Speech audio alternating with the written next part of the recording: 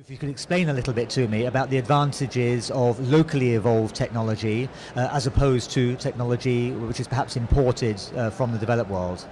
See, locally evolved technology is evolved as it is involved in this word itself, responding to the local needs, and also it is very much connected what it is that you are taking out of the local ecology and local resources.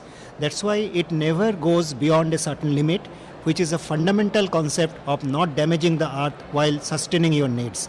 Whereas any technology that comes in a larger scale from outside, it alienates, it disconnects the local people and the consumers. When we are talking about technology, they are consuming something which is developed outside and they have no connection. So this connection, very vital connection with the earth, how much it can sustain, what damage you are causing by using that technology and those consumption is totally disjointed. So that is always leading to more damage. I mean, is there a situation, or should there be a situation in which the best of imported technology is somehow incorporated with the best of locally evolved technology, or are the two mutually exclusive? They are not mutually exclusive. Whenever technology takes care of the particular context, when you are applying it, where you are applying it, and who are the people who will be using it, if that is included in the best practices, and the development of technology can take place in multiple societies in multiple different ways. If those basic principles are incorporated even in technologies developed in so-called advanced countries, and part of it not as a package, the principles of that technology, the science behind that technology is adopted, understood, and then applied in that local context to enhance the locally evolved technology to a higher level, then that will always be acceptable. That will always lead to a better situation than both the local technology and the so-called imported technology. I mean, is that message getting through? Are more and more small-scale farmers, for instance, adopting locally evolved technology, or is there still an assumption that because it comes from outside and it's bigger and shinier and more scientific, it must be better? There are two different tracks in this. In India as well as in South Asia where I work, we see a larger part of the so-called mainland India, which is not the northeast, not the extreme north, which are the Himalayan areas. These are adopting more and more, not on their own, not on a free choice, but under the market pressures, under the market pressure of the larger commercial markets.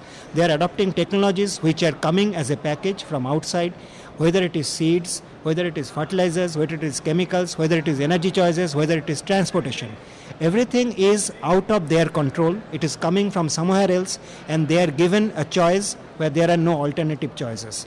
Only in the remoter areas of India and in South Asia, we are finding a lot of groups. Also, there are groups within this mainland India, which is the heartland of India, which are more and more analyzing these choices, more and more raising questions about what impact this technology is having, not only on the ecosystem of the earth, but also on the people who are living there, who are utilizing this. Like one of the most devastated regions in India, which is also the food basket of India, Punjab, Haryana, in the northwest. Punjab is today called the cancer capital of India because of the enormous amount of pesticides, the enormous amount of fertilizers, and the groundwater is totally polluted, the air is polluted, don't see a bird, no bird sings. And there are trains which runs from Punjab to Rajasthan and Delhi, which are called cancer trains. You were talking about locally evolved technology in relation to KP. Can you Yes. expand a little on that? There is undue emphasis in the Kyoto Protocol, these 4 pillars, technology and technology transfer. It do not talk about technology, it talks about technology transfer. The implication is all the technology will be developed somewhere else, necessarily in the advanced rich countries, and it will be transferred to the poorer countries who will just take it and apply it. Whereas there are large number of technologies which people have innovated and are still innovating in response to whatever situation they have faced and are facing.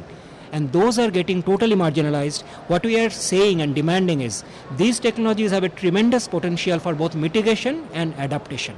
And these needs to be looked into in a proper scientific way, need to be recognized as frontline technologies for mitigation and adaptation, and need to be supported with the financing, climate financing, through the UNFCCC or similar funds, not to the market, because markets will never allow small local group technology evolution to compete with large market control corporate technologies. I mean, do you find this message is finding some kind of resonance here in Cancun?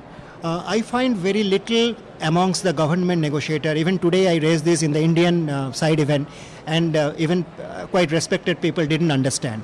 But there is another aspect I need to mention in this. Like, see, even here you will find there are many groups from universities and research institutions who are peddling technologies, who said they have done studies in India and China, and now they are offering them technological solution like these electric vehicles. And when I ask them, have you done any life cycle analysis? Have you done what is the material cartwheel life cycles of materials or the limitations? They have not done anything. Only thing, some corporations have developed these technologies, or they have things to sell, so it is coming as a package. And the dangerous part is, in the Kyoto Protocol negotiations, very few official parties, because we don't hold this pink slip here, pink band, the official parties are really ignorant. They are nowhere in this mindset. Their mindsets are totally in that we need technology which will come from US, UK, Germany, France, and we'll take that and apply that. So in the official circles, this is a very, very dangerous situation.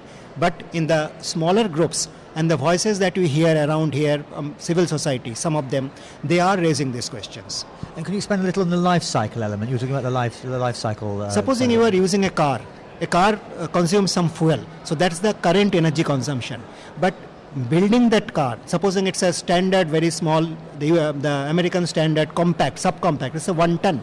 So that 1 ton of steel, aluminum, glass, plastic, rubber, how much energy that has consumed to build, how much energy that will consume in maintenance, and at the end of its life cycle, how much energy you will need to crush that, to recycle that, to dispose that in a safe way. This has to be added on to a third aspect, along with that regular daily fuel consumption. The third aspect is, what is its environmental impact? A car is emitting something. It is, when it is dumped at the end of its useful life, what kind of environmental impact, pollution it is causing, and what energy you need to take care of that pollution, that impact, which is called ecological footprint. So the entirety, the energy consumed currently, the energy consumed which is called embedded energy in building, maintaining it, and the energy required to take care of the pollution that you have caused in this whole process. If you take these three together, so that will constitute the life cycle energy, which is far higher than what the car is currently consuming, what a power plant is currently consuming, or what any of these technologies is currently consuming. But locally evolved technology doesn't have that kind of lifestyle, is that that's the exactly point? what my point is, because locally evolved technology, when people are living in that and the technology evolves and the resources come from not from some other country and some far off land where they don't know, don't care for, then they know, they see that if I am dumping this much, there is this much impact. So there is an automatic limiting, controlling mechanism working. Similar with resources. People have lived in forests for thousands and thousands of years. They have never cut down the forest because they had to depend on those forests. In India, 3,000 years ago, people developed the technology of making iron. And they never did large-scale mining because they were always careful that if I do this, then my living will become worse in terms of environment, in terms of availability. The moment you cut this link off, you take people as recipients only, consumers only, and cut them off from everything else, then you create this problem, which is a core of this climate crisis. Okay, that's great. Thank you very much. Thank you.